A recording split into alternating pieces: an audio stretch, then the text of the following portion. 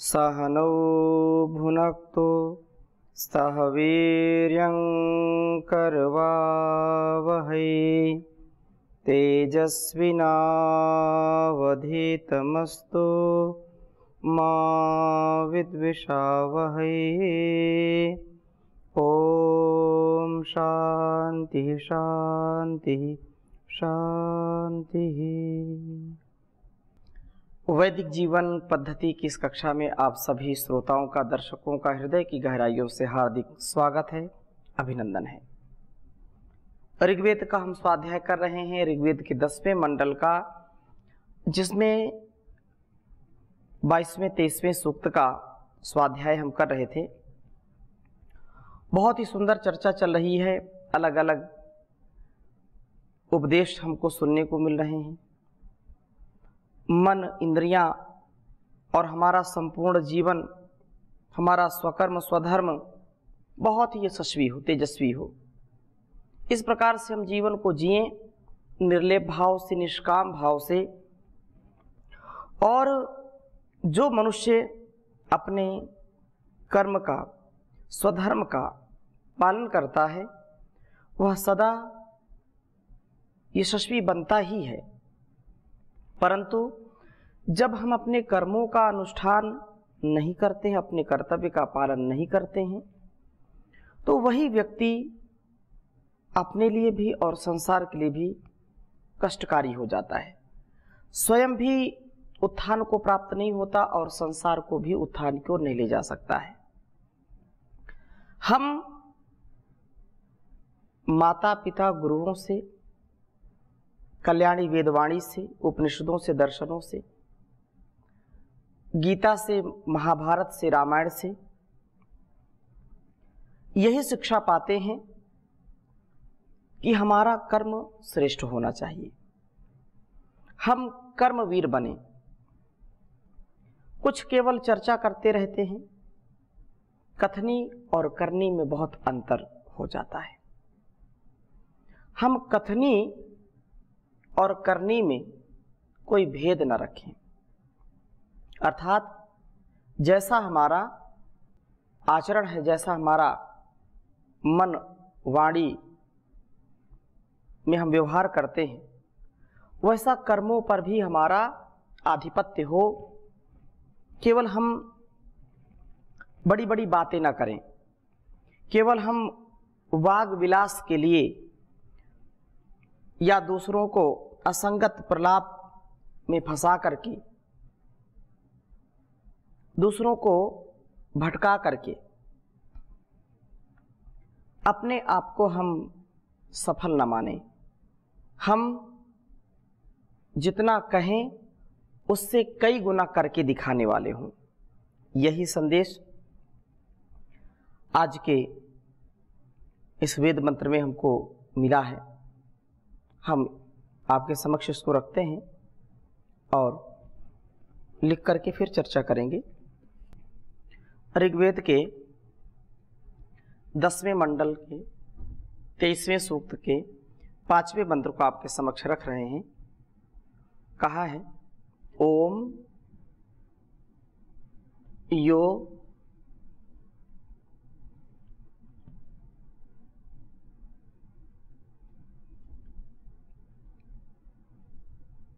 यो वाचा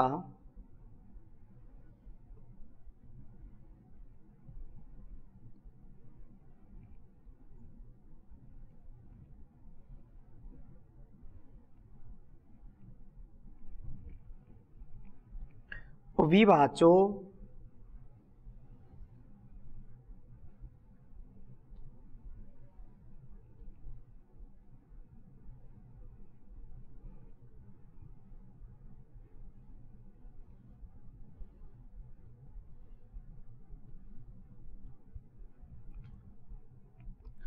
यो वाचा विवाचो मृध्रवाचः।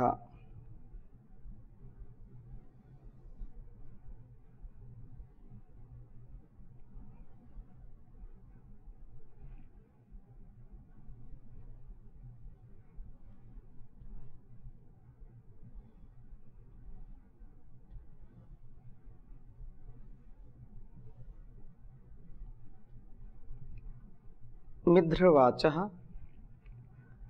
पुरो सहस्रा शिवा।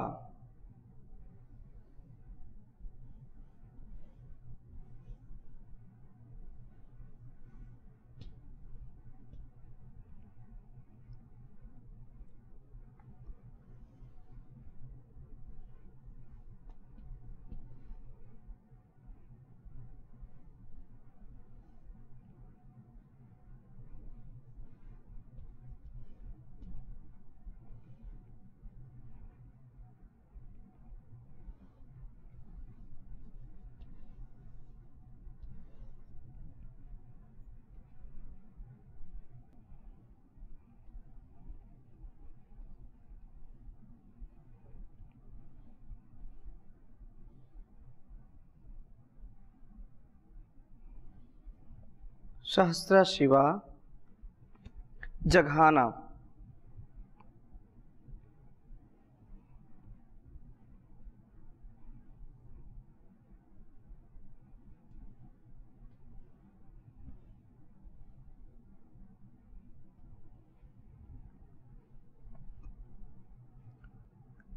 तत्तद्दितस्य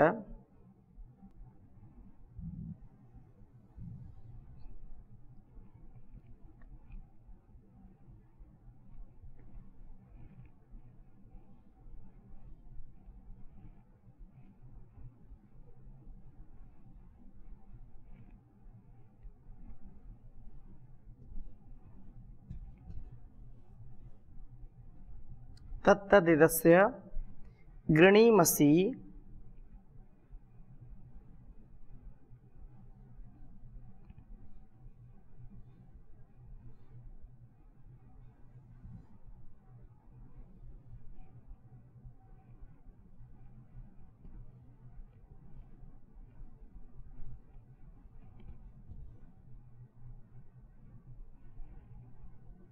पितेव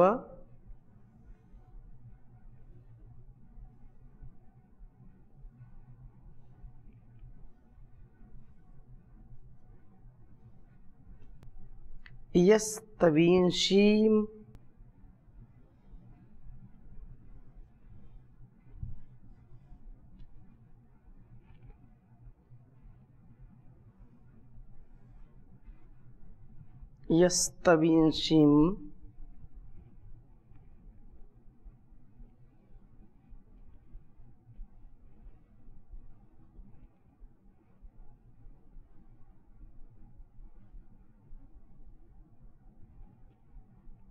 वावृधेशवः।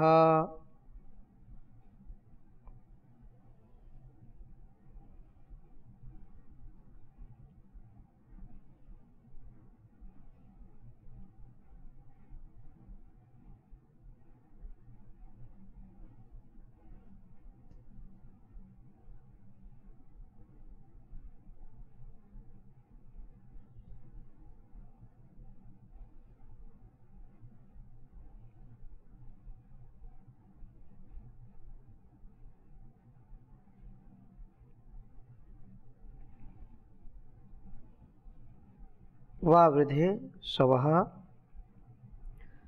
ऋग्वेद के 10वें मंडल के 23वें सूक्त का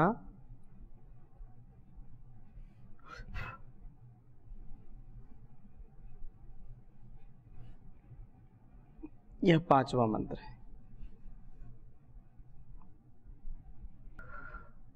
ओम वाचा विवाचो मृद्धिर्वाचः पुरो सहस्रा शिवा जघाना तत्तदिदस्य पौंस्यं गृणीमसि पितेव यस्तविंशीं वावृधे शवः। बहुत ही सुंदर भाव इस वेद मंत्र का है। यह जो प्रभु वाचा इस वेदवाणी के द्वारा विवाचः विरुद्ध वाणी वाले अथवा बड़ा बोलने वाले तथा मृद्धिर्वाचः हिंसा युक्त वाणी वाले अर्थात कटुभाषी पुरो सहस्रा अनेक हजारों अशिवा अकल्याणकारक या अकल्याण कर शत्रुओं को जघाना नष्ट करता है। वेदवाणी में उपदेश देकर के प्रभु मनुष्य को बहुत बोलने से तथा कड़वा बोलने से रोकते हैं। बहुत बोलने वाला व्यक्ति अथवा बहुत कड़वा बोलने वाला व्यक्ति कभी भी दूसरों को सुख नहीं दे सकता है। हृदय तक उसका यह वाक जो कटुवाणी है या वाक व्यवहार है वह हृदय तक चुभता है। मनुष्य का स्वभाव है मीठा बोलना, मनुष्य का स्वभाव है अहंकार से रहित होकर के बोलना, मनुष्य का स्वभाव है सच्ची अच्छी वाणी बोलने का। परंतु इससे विपरीत वे व्यक्ति, वे लोग जो अहंकारी होते हैं, वे व्यक्ति जो अल्पज्ञ होते हैं, अविवेकी होते हैं, अविद्या और अज्ञान से युक्त होते हैं, वे कभी भी इस तथ्य सत्य को नहीं जानते कि वास्तव में हमारे द्वारा बोली जाने वाली जो वाणी है, जिससे हम वाक व्यवहार करते हैं, यह मेरा जो स्वभाव है, जो कटु बोलने का स्वभाव है, ये दूसरों को पीड़ा देने वाला है। वो कभी इस बात का मन में भाव ही नहीं रखते और वो तो कहते हैं हम तो सही सही बोलते हैं, हम तो सच्ची बात बोलते हैं, किसी को बुरा लगे तो इसमें हमारा क्या दोष है, हम तो सच्चे बोलने वाले हैं। वो अपनी जो कमी है, अपना जो दुर्गुण है, उसको भी वो नहीं देख पाते, उसको भी छुपाते हैं कि हमारी बात तो सच्ची है, चुभे तो चुभे, हम क्या कर सकते हैं इसमें, हमारा तो स्वभाव ही ऐसा है, हमारा तो नेचर ही ऐसा है। और इतनी बात कह करके वो अपने गलत स्वभाव से, अपने गलत आचरण से अपना पल्लू झाड़ लेते हैं। ऐसे व्यक्ति कभी भी अपने वाक व्यवहार को सुधार क्यों नहीं ले जाते, जबकि कुदरत को नापसंद है सख्ती जुबान में, कुदरत को नापसंद है सख्ती जुबान में, शायद इसीलिए नहीं बनाई हड्डी जुबान में, लचीली और बहुत मधुरता से युक्त। ऐसी वाणी बोलिए मन का आपा खोए, ऐसी वाणी बोलिए मन का आपा खोए, औरन को शीतल करे आपहु शीतल होए, रे कबीरा आपहु शीतल होए। तो हम ऐसी वाणी बोले जिससे अपना भी और दूसरों का भी मन प्रसन्न हो। तो यहाँ कहा कि प्रभु हमको संकेत करते हैं कि हम असत्य न बोलें, कड़वा न बोलें, अहंकार से युक्त न बोलें और अधिक न बोलें। कुछ लोग एक बार शुरू हो जाते हैं, एक बार बात करना चालू कर देते हैं तो बंद ही नहीं होते वो, और इतना बोलते हैं, इतना बोलते हैं। तो इसलिए कबीर ने कहा कि अति का भला न बोलना, अति की भली न चूप, अति का भला न बरसना, अति की भली न धूप, रे कबीरा अति की भली न धूप। तो अधिक बोलना, अति सर्वत्र वर्जयेत। तो अधिक बोलने वाला व्यक्ति, स्वाभाविक सी बात है, वो त्रुटि करेगा, गलती करेगा, और वो गलती उसके लिए घातक बन सकती है, समाज के लिए घातक बन सकती है, वह घर परिवार और संसार के लिए घातक बन सकती है। इसलिए हमारे ऋषियों ने कहा कि पहले तोलो फिर बोलो, ना अधिक ना कम, हमेशा सम रह करके हम जीवन को जिएं। तो इस प्रकार से कहा कि संसार में हम कड़वा बोलने वाले न बने, और व्यक्ति संसार में कर्मवीर नहीं होते जो अधिक बोलते हैं।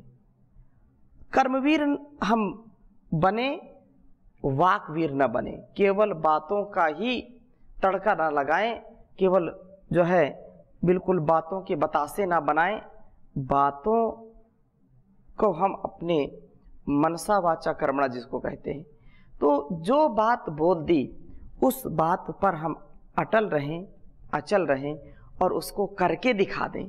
यह जीवन हमारा होना चाहिए।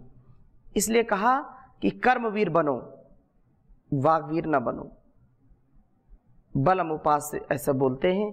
तो ये जो कर्म की उपासना है, ये कर्म की उपासना बहुत ही उत्तम है। कर्मवीर बनने के लिए हम अस्य इस वेदोपदेश देने वाले प्रभु के तत्त उस पौंस्यम वीरता युक्त कर्म का इत निश्चय से गृणीमसी स्तवन करते हैं। प्रभु के इन वीरता युक्त कर्मों का स्तवन हमें भी वीरतापूर्ण कर्मों में प्रवृत्त होने की प्रेरणा देता है। जब हम इस प्रकार वीर बन करके कर्म करने का संकल्प करते हैं तो वे प्रभु अर्थात पिता के समान, उस पिता के समान हमारी रक्षा करते हैं, हमारे लिए हर प्रकार से सुखकारी कल्याणकारी होते हैं। जो कि तवींशिम अपने पुत्रों के बल को तथा बल के द्वारा शवः क्रियाशीलता को व वृद्धि बढ़ाते हैं। प्रभु कृपा से हमारी शक्ति में वृद्धि होती है और हम क्रियाशील बनते जाते हैं। क्रियाशीलता हमारे जीवन में आती जाती है। इसलिए हम अपने संपूर्ण कर्मों का अनुष्ठान इतनी सरलता से करें, सादगी से करें और कभी भी हताश निराश न हो। कर्म की ध्वनि जो है सैकड़ों शब्दों से ज़्यादा होती है। एक कर्म करना और वो भी चुप होकर के करना। कर्म जब चारों ओर फैल जाए, उसका यश फैल जाए तो लोगों को पता चलना चाहिए। कुछ लोग कर्म नहीं करते और केवल ढिंढोरा पीटते रहते हैं। थोथा चना बाजे घना, अध जल गगरी छलकत जाए, भरी गगरिया चुप्पे जाए। तो ये जो अधिक बोलने की बात है ये अच्छी नहीं है। इसलिए कर्म का हम जो है ध्यान रखें, कर्म से युक्त हो। कर्म करने से हमारे मन की भी शुद्धि होती है। सेवा सत्कार परोपकार करने से हमारे मन की शुद्धि होती है। इसलिए कर्म का हम असंगत बहुत प्रलापों को तथा हिंस युक्त वाणियों को छोड़ करके वीरतापूर्ण कर्मों की प्रवृत्ति में हम निरत हों। हम वीर धीर गंभीर बन करके इन कर्मों का अनुष्ठान करने वाले बने। कभी भी हम निराश ना हो और दूसरों को भी निराश ना करें। हम सदा उत्साह से युक्त हों और दूसरों को उत्साह देने वाले बने, ऐसा जीवन हो। इसलिए बहुत सुंदर बात कही है कि कर ले भला होगा भला अंत भला है, कर ले भला होगा भला अंत भला है, बस यही संसार में जीने की कला है, बस यही संसार में जीने की कला है। जिसने नेकी बदी को विचारा, भेद जीवन का समझा वो सारा। जिसने नेकी बदी को विचारा, भेद जीवन का समझा वो सारा। रंग भरी दुनिया से वह मुंह मोड़ चला है, बस यही संसार में जीने की कला है, बस यही संसार में जीने की कला है। पाप जिसने कभी ना किया है, दीन दुखियों को जीवन दिया है। पाप जिसने कभी ना किया है, दीन दुखियों को जीवन दिया है। उनका हरा भरा बाग सदा फूला फला है, बस यही संसार में जीने की कला है, बस यही संसार में जीने की कला है। उस पिता की शरण में जो आया, ईश भक्ति में मन को लगाया, क्रोध की अग्नि में कभी वो न जला है। बस यही संसार में जीने की कला है, बस यही संसार में जीने की कला है। शोक सिंधु से चाहते हो तरना, भूल कर भी बुरा कुछ न करना। मान लो इसकी बड़ी बेमोल सलाह है, बस यही संसार में जीने की कला है, बस यही संसार में जीने की कला है। कर ले भला होगा भला, अंत भला है, बस यही संसार में जीने की कला है, बस यही संसार में जीने की कला है। तो कर्म प्रधान विश्व रचि राखा, जो जस करहि सो तस फल चाखा। सकल पदार्थ है जग माही, कर्महीन नर पावत नाही। तो कर्म का, स्वधर्म का हम पालन करेंगे तो निसंदेह यह जीवन दिव्य बनेगा, भव्य बनेगा और हम संपूर्ण दुर्गुणों से, दुर्व्यसनों से बच जाएंगे। यही हमारे जीवन जीने का ढंग होना चाहिए। इन्हीं शुभ कामनाओं के साथ आज की कक्षा को यहीं पर विराम देंगे। शेष चर्चा अगली कक्षा में। ओम शांति शांति शांति।